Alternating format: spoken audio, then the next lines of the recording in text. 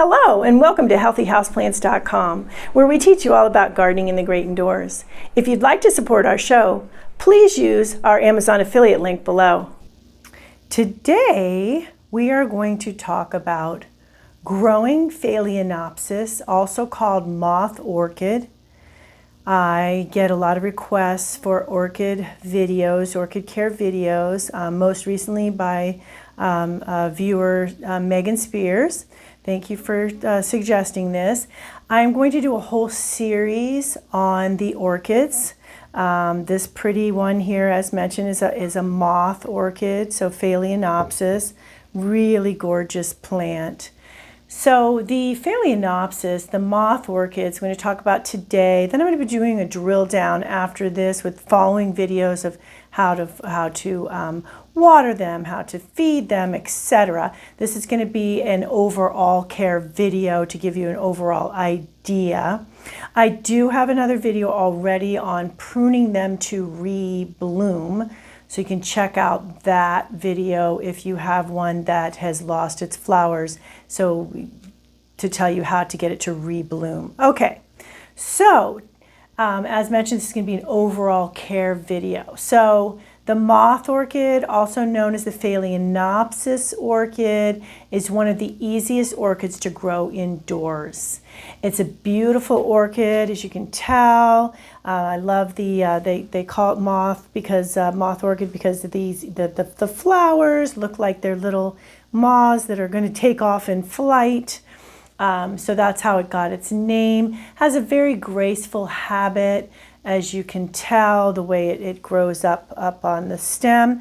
Actually, in its native habitat, which they originate in the jungles of the Philippines, they actually grow suspended upside down, or are not really upside down because that's the way they're supposed to grow, but for us, upside down compared to this, growing from trees using their various rooting structure.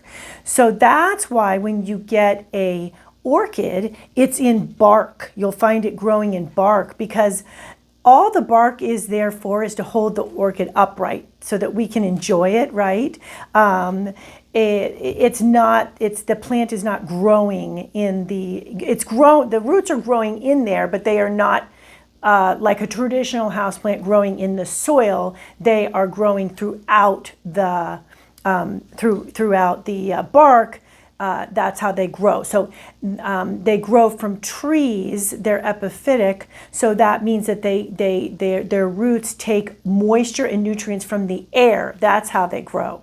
So that's why we grow them in bark. You may see them growing in things like lava rock.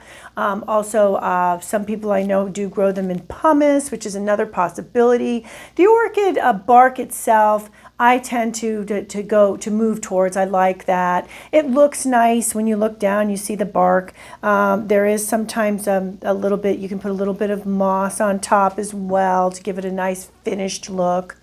The plants usually are held up with a metal rod, and a lot of times it's a curved rod because they naturally grow curved. So that's why you see that. And it's just very graceful, very pretty plant. They will, when you're buying them, so tips for buying them, if you buy them you'll see this one still has quite a few blooms that haven't even popped yet, and some that are very small that are going to continue to grow. If you buy them like that, they're going to last for months for you, the flowers.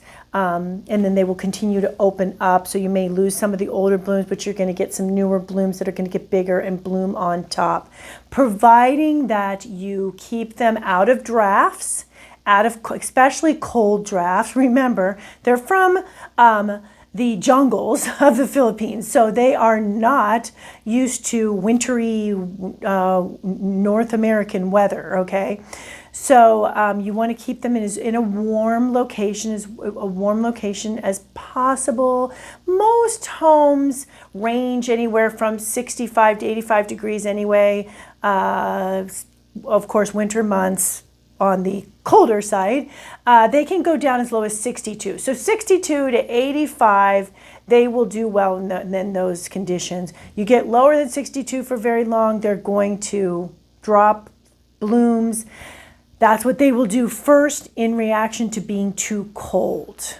Okay, so that's what you want to keep in mind. And even you want to keep them out of drafty areas, so away from heating vents where forced air heating is pushing the warm air at them as well. Once again, they are from the jungles. They are not used to a heater coming at them as well. Okay, so if you do that though, keep them in the right location, they will continue to bloom beautifully for you for months. When they do lose their blooms, then you can prune them to a certain height, as I show in the other video, and then feed them and put them into a southern window. It's usually the best place to get them to start to rebud up. And like I said, I'll be doing a drill down too on that so that you can get your plants to not only thrive when you get them, but then continue to grow really well for you. So they tend to bloom spring through fall, but in the right indoor garden conditions, they can flower year-round. They will take a break in between blooming and flowering again, sometimes as long as 2 to 3 months, maybe sometimes 4 months. So keep that in mind. It may take a while for you to get a new bloom, so you do have to have some patience. That's why it's nice to have a few of these guys growing at once, because you'll have some in different stages of blooms, etc. As mentioned too, the flowers themselves will last for 2 to 3 months at a time in your house. So they, as mentioned, location really important. Not only the temperature, but they thrive in bright indoor growing conditions that don't receive any direct sunlight.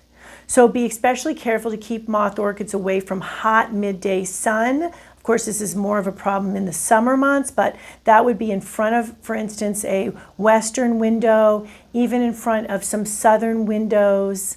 So at that point, you would want to pull them away from the window some. In the wintertime months, though, they could be closer to those windows because the sun is going to be not as bright, not as harsh, and it's not going to stay as it moves across the sky in a different trajectory as well.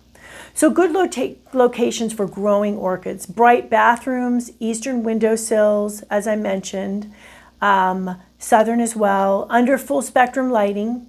You can tell if a Phalaenopsis is receiving the right amount of light by its leaf color. So very, very dark green leaves mean that it's getting too little light.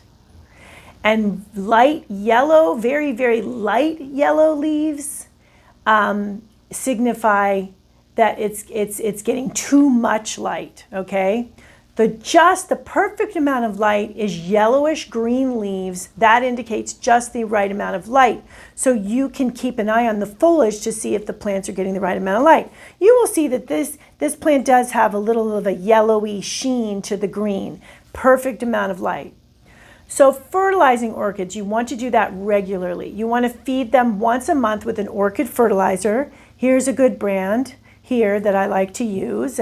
It's formulated for orchids, so that makes it easy. Under-fertilizing will lead to poor flowering, and too much can burn roots. So be really careful with whatever fertilizer you use. I prefer organics across the board. This isn't organic. A lot less likely that you will burn roots when you use an organic over a chemical fertilizer. So I would highly suggest that as well. Obviously follow package directions. It's better to err on the side of caution in terms of less fertilizer versus more fertilizer. That's always the case. So keep that in mind as well. Pruning spent orchid blooms. As I mentioned, I have a video that shows you how to do this. And once a flower stalk stops blooming, get another flower stalk in about 3 months by cutting in between the 3rd and 4th node from the base of the plant. When that new stalk finishes blooming, cut the flower stalk off at the base. You'll get another flower stalk in 3 to 4 months and keep repeating that process. So you will see up here, and put this closer here, you'll see the nodes here Those are the little areas where there's a line across it and it's a little bit of a bump there.